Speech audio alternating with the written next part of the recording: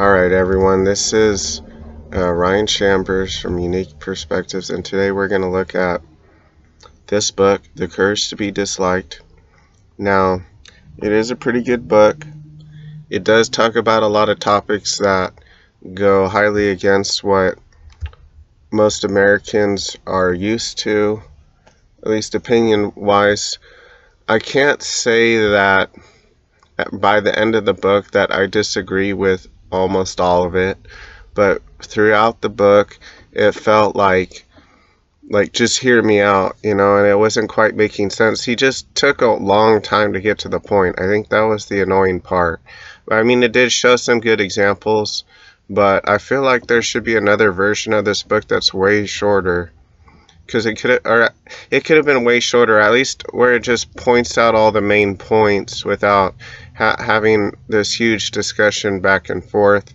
But then it wouldn't be a average sized book. So you can always just look up all Adlerism or whatever it's called. It's from this Austrian psychiatrist named Alfred Adler. I hope I'm pronouncing it right. So anyways, I'm just going to go into my criticisms or questions about it. So, I have to say that I did change a lot of my opinions after reading this book. So, he does make a lot of good points. I just feel these two authors, Ichiro Kishimi and Fumitake Koga, something like that. So it's just weird. It makes it seem like it's a Japanese thing. Maybe a little bit of the culture is, but it's ultimately, it didn't originate in Japan. It originated in Austria. Okay?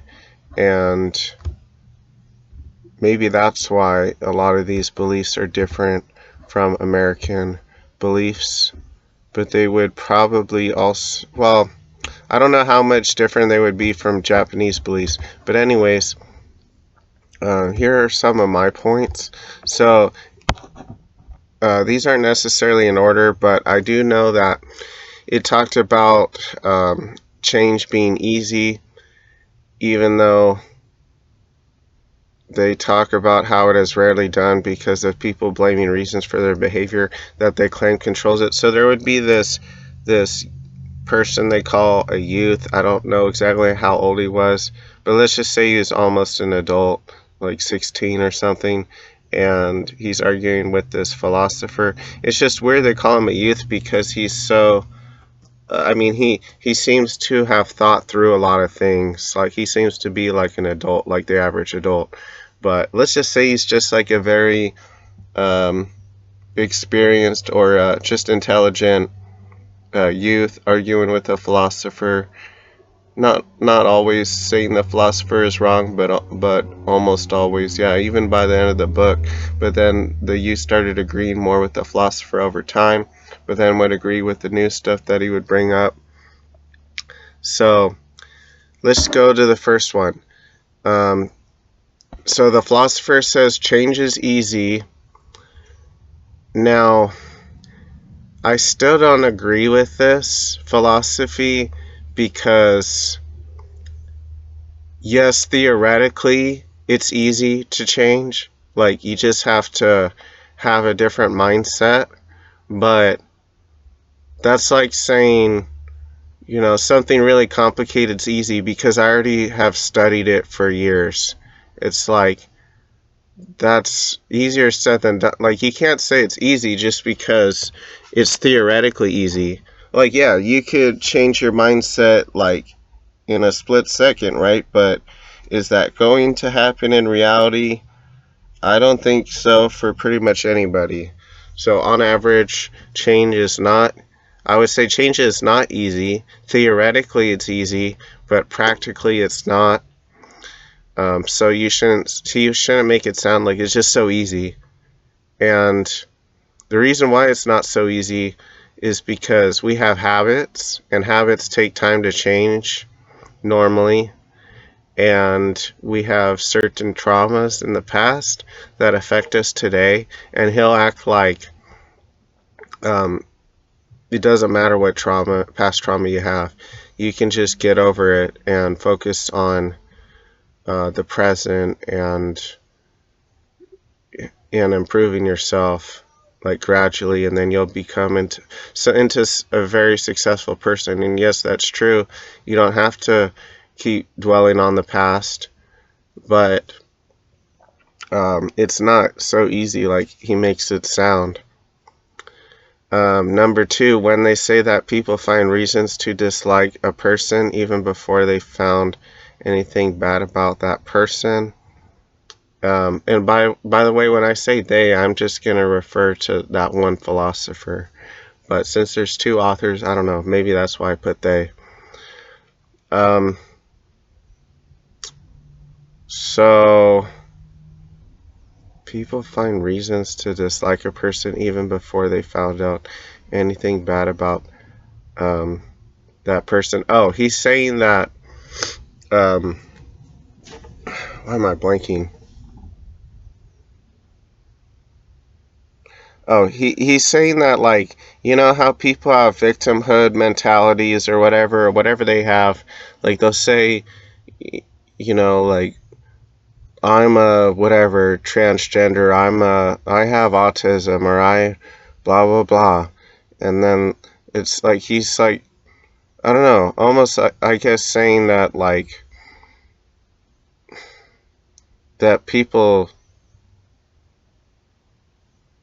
they kind of want to like assume the worst about people, and they have this like this victimhood complex to protect from potential future danger. So they'll just kind of go around and act a certain way. Or I guess for myself, you could say I keep trying to explain to people, you know, how my life is chaotic or my past, I've had trauma or whatever. So perhaps you could say that's like finding an excuse or like distrusting people to like just like assuming that things are gonna go bad. So I guess that's what he kind of means by finding reasons to dislike a person, even though I kind of disagree with if that's what he means, but I kind of disagree with it if he just means like I dislike every random stranger before I get to know them and we disagree about something or whatever, and then end up disliking them like consciously.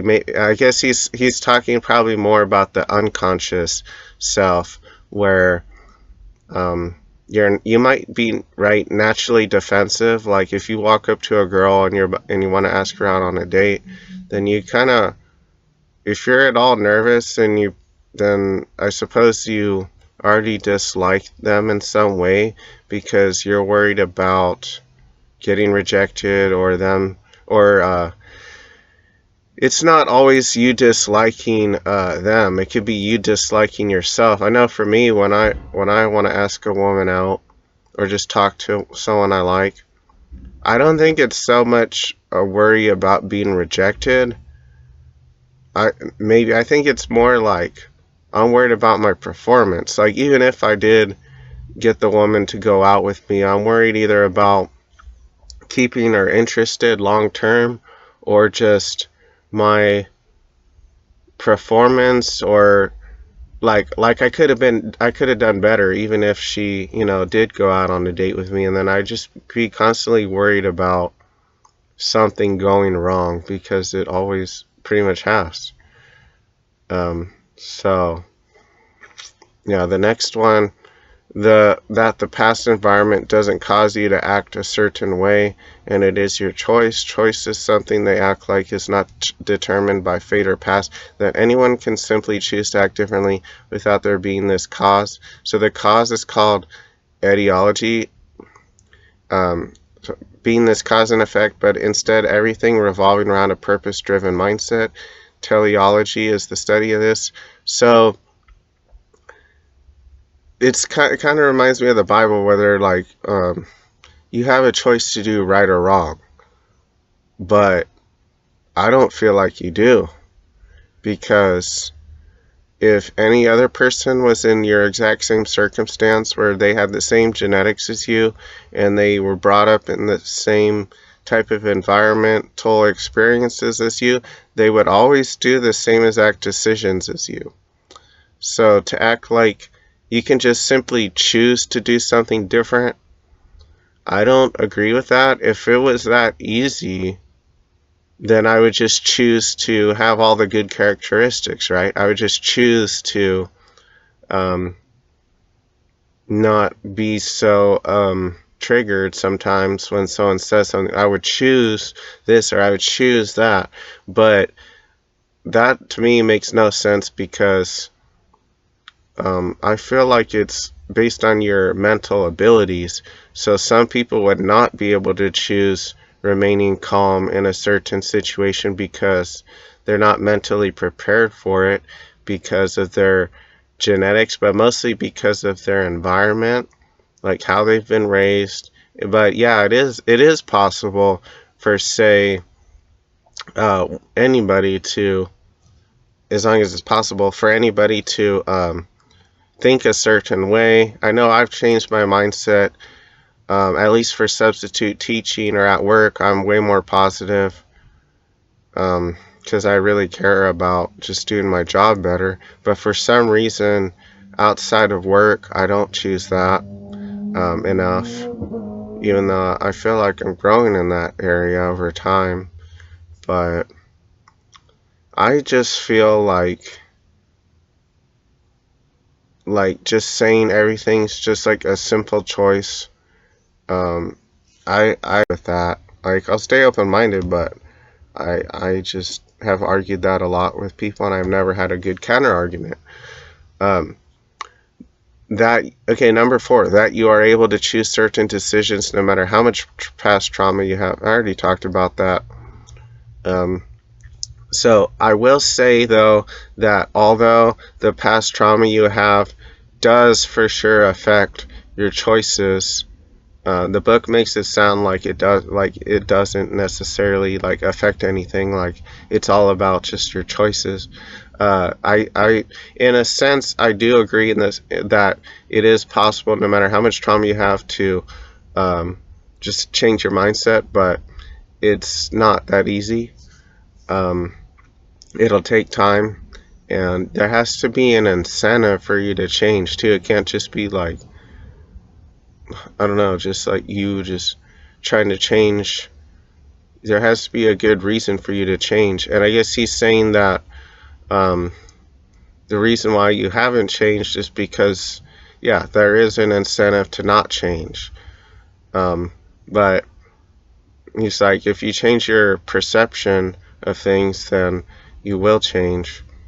Number 5, that everyone has the same ability and opportunity to ease to change their mindset no matter what their upbringing and genetics are. We already talked about that. Number 6, they can claim to know the reasons for things based on assumptions about people without really getting to know them.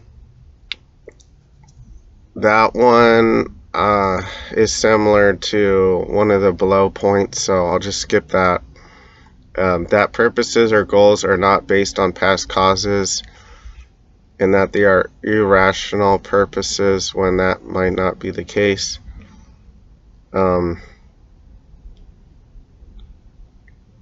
I think I already talked about that. Um, where it's like you have past trauma and whatever negative things you have about yourself, like you're extra defensive. Well, the purpose of that is so that you don't experience future harm. Just like, what do you call it? The neurotic people like me, um, we rarely get taken advantage of because we're so skeptical or untrusting of people, or we really don't like being taken advantage of, and we don't have a huge social circle. So it's like um, we'll have, I suppose he would say, a purpose of being that way, and that we would only um, change our personality when we see a different purpose for our lives. I mean, I like the way I am in that respect of not being taken advantage of people, but in a sense, it does lead to being overly skeptical or perhaps critical of people. So it's kind of hard to understand how all this relates to, like theoretically, it would be good to have a personality for everyone where they don't get taken advantage of, right? But you can't. It's not that black and white. It's like if you have a personality of where you don't want to be taken advantage of, then you're gonna have some negative other drawbacks in your life. You can't really isolate just like things like that in your life. It's like a spectrum that leads to other parts about your personality being affected if you try to fix that, for example, that specific type of thing. Um,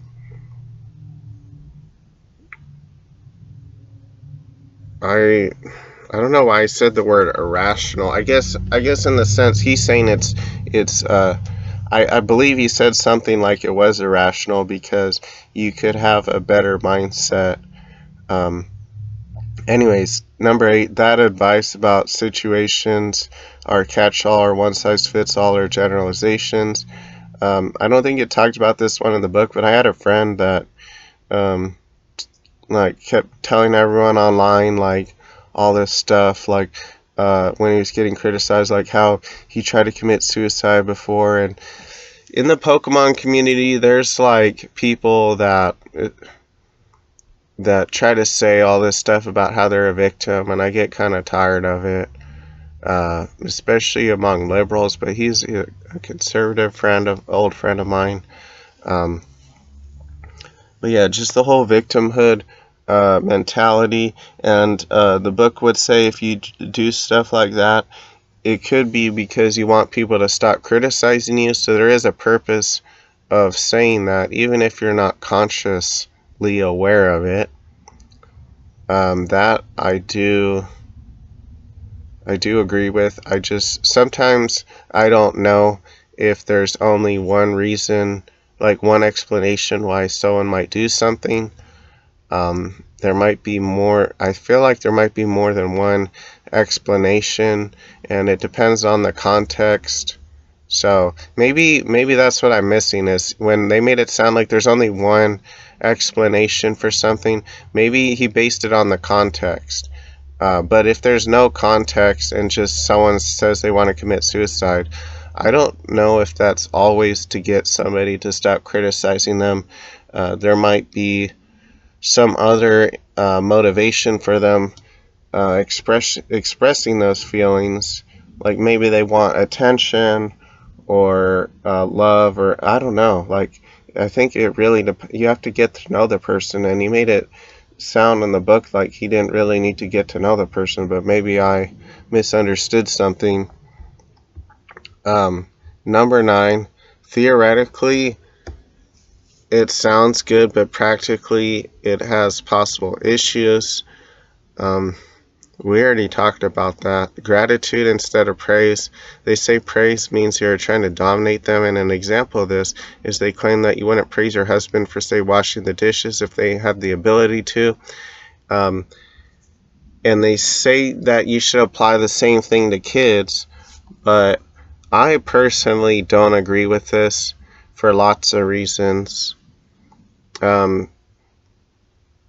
I think praise is positive, and even if it's considered manipulation or domination, that it's a good thing. Like, there's nothing wrong with it.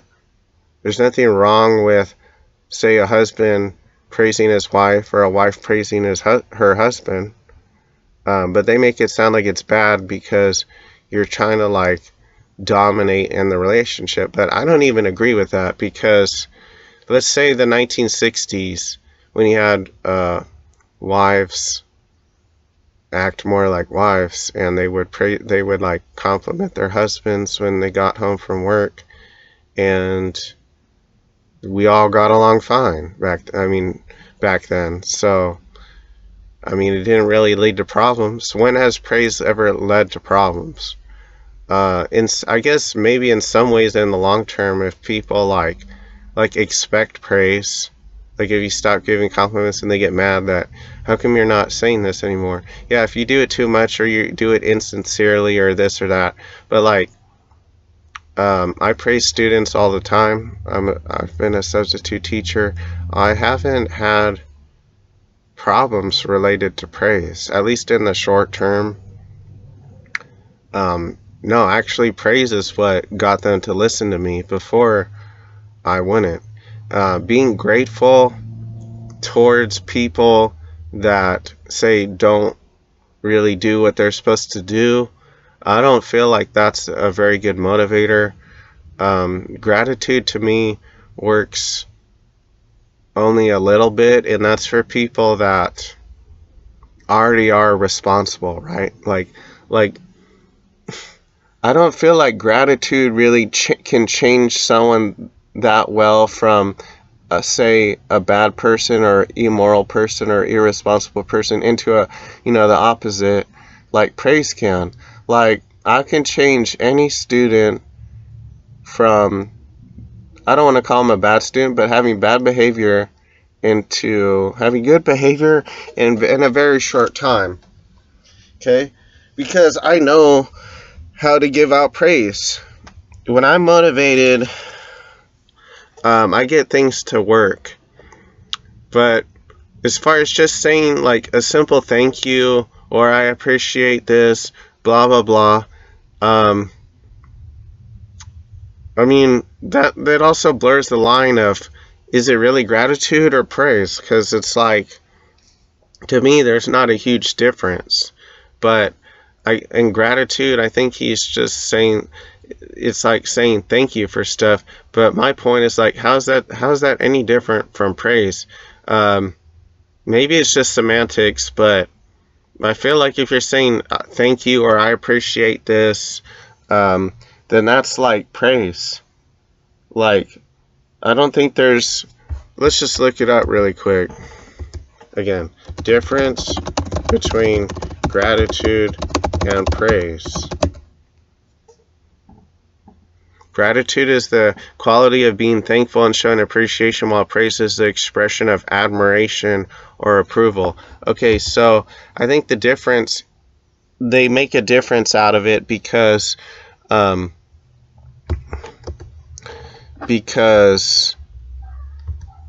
you're like approving of what they're doing when you're giving out praise.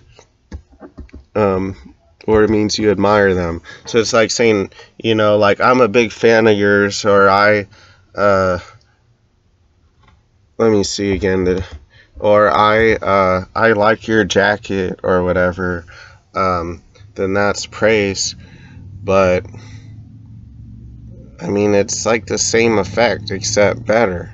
I feel like praise is like, but he's saying that you shouldn't try to get other people to rely on praise, because then they're like seeking approval of others, and you shouldn't seek approval of others. Like, you should be happy with yourself and not worry about being appreciated or not by others. And yes, technically, theoretically, that's true. But if that's true, I suppose theoretically, then you would never be happy when someone gave you a compliment. And you would never be mad when somebody gave you an insult. So do you really want to be like someone that's like neutral all the time, like in a meditative type of state where it's like, yeah, you'll never be, to me though, if you're like that, you'll never really be happy and you'll never be sad. So I don't know. I don't think I actually personally necessarily agree with all that. I feel like he's picking isolated examples, like anecdotes, to support his argument. And I do feel like you could praise your husband for washing the dishes. Just because people don't do it doesn't mean that it means something like different. I mean, for kids, like, it makes a lot more sense, though, is my point, to like praise them and stuff, because they're kids. Like, they're not adults yet. They haven't learned everything. Like, you need to pick up your trash, you need to do the chores, blah blah blah. You need to show up on time. So yes, that is why adults don't get as much praise, because they're already expected to do or know certain things. But that doesn't mean that you shouldn't praise them necessarily. It's just like society doesn't expect us to as much, or just doesn't do it as much. Number 11, to have confidence in others without getting taken advantage of.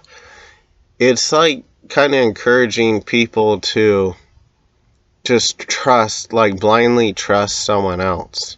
And I still don't quite understand or agree with that. It's like, how are you supposed to not get taken advantage of if you're like that? And the book even said, like, well, you're going to have to take that risk. It's like, but what if it makes no sense to take that risk?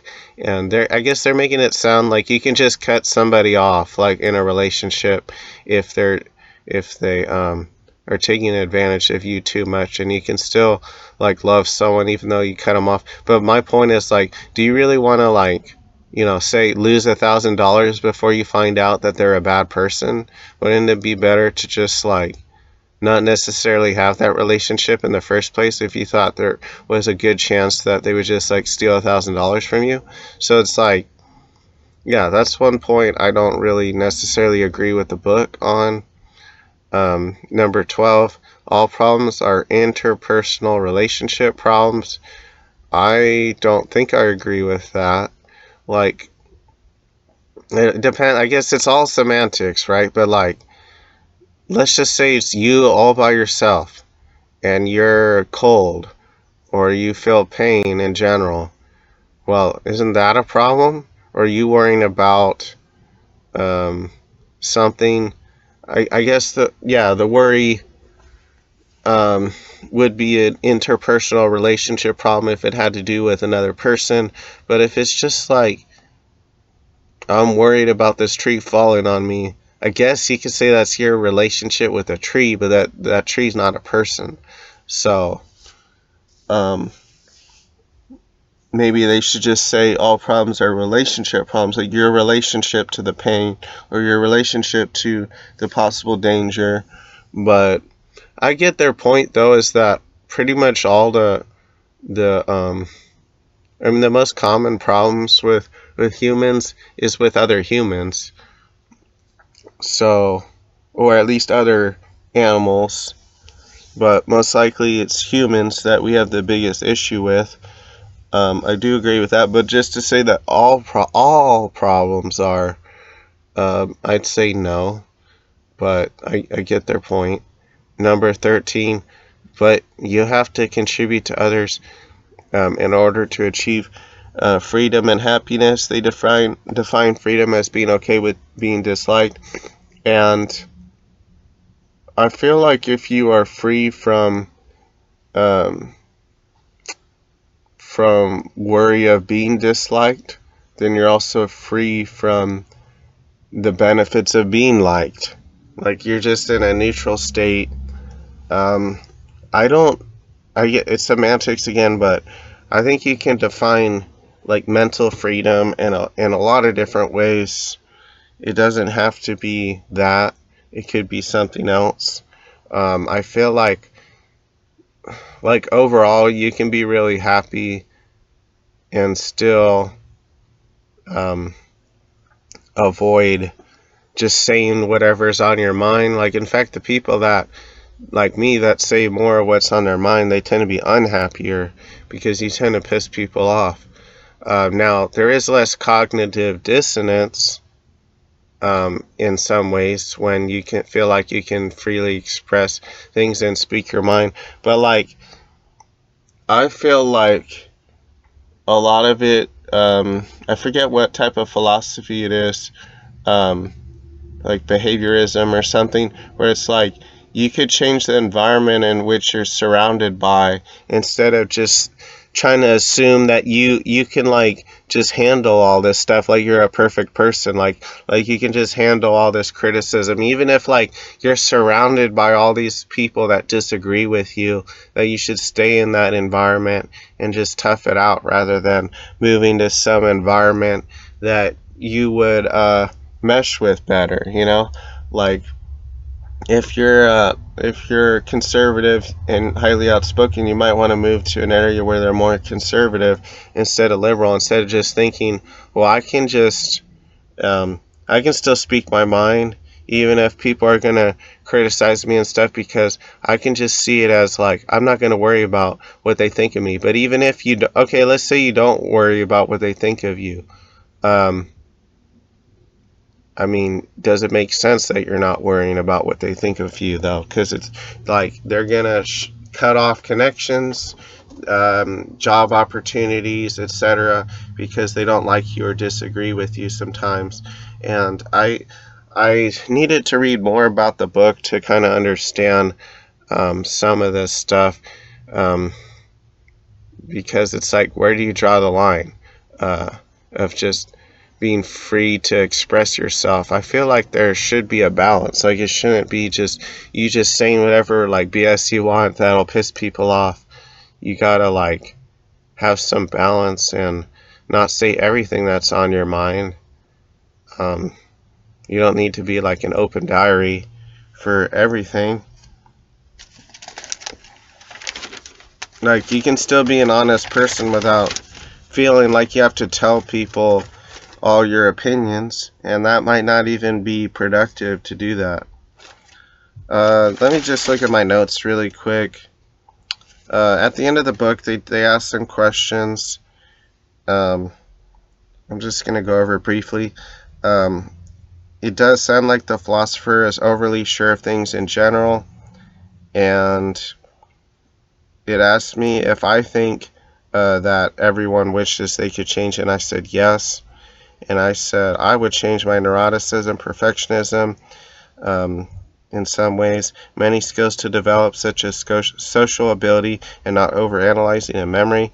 I want to remain emotionally stable for a relationship. The third question answer, my equipment would be funniness, charm, calmness, good customer service, friendly, good listener, intelligence, sales, caring, helpfulness, perseverance. So they kept talking about like what equipment you could use to help you, I guess, in life. And by equipment, I think they're meaning like your mental strengths. The second, so that's in the first night. The second night, questions and answers. Um, it said something like, "Is it comforting to find out that every single person has interpersonal relationship problems?" And I said, no, I feel like that's neutral, because it shows I'm not the only one to have those problems, but it means I might want to avoid some social situations. Number 5, my inferior feelings would include things that I care about, like MMA or teaching or anything, and it could be a launch pad, because they were talking about how inferior feelings in some ways are good, because it leads to you improving yourself, and that's why us as a species compare ourselves to others, to improve ourselves, because we'll feel inferior and want to like get better. Um, Okay, number 6. But they're saying that if you just like think over and over though about how you're inferior, that it's bad. And then it says that love is the most difficult task in life. And I was like, yeah, I feel like on average I would agree with that. For almost everyone, that love is going to be the most complicated thing for them. But I think there are some people that they don't really have that issue. Based on their personality, they rarely have that issue, and a bigger issue for them might be whatever, studying enough to become smarter at whatever, or who knows what. Third night, I put, one wants to be praised by others because human beings naturally want to fit in and be accepted by others. It's how our species survived. And then number 8, freedom in the sense of being disliked by others means not feeling like you have to hide or pretend what your feelings are to gain acceptance. I agree this could be considered a form of freedom, but I believe there are many paths to freedom. Number 9, yes, I have the courage to be disliked, but I don't always find it productive to do so. The fourth night, number 10, I derive a sense of community feeling from video games, MMA, gym, and social media. Number 11, because they were saying like you have to contribute to others in order to feel happiness. Yeah, oh yeah, I did put that, which I don't think I always agree with that. Like, I think there's some people that are happy and don't really contribute to others, but yeah, it's pretty rare though for that to be true, but I feel like it's possible though. Number 11, my life is worth living, possibly without being a use to someone else and being a drain on society, like, because otherwise homeless people or the elderly that aren't very productive would commit more suicides. For me, it would be if my needs are met or not. I would try to give back to society because I like to, but I wouldn't say I have to do that theoretically, even though I should.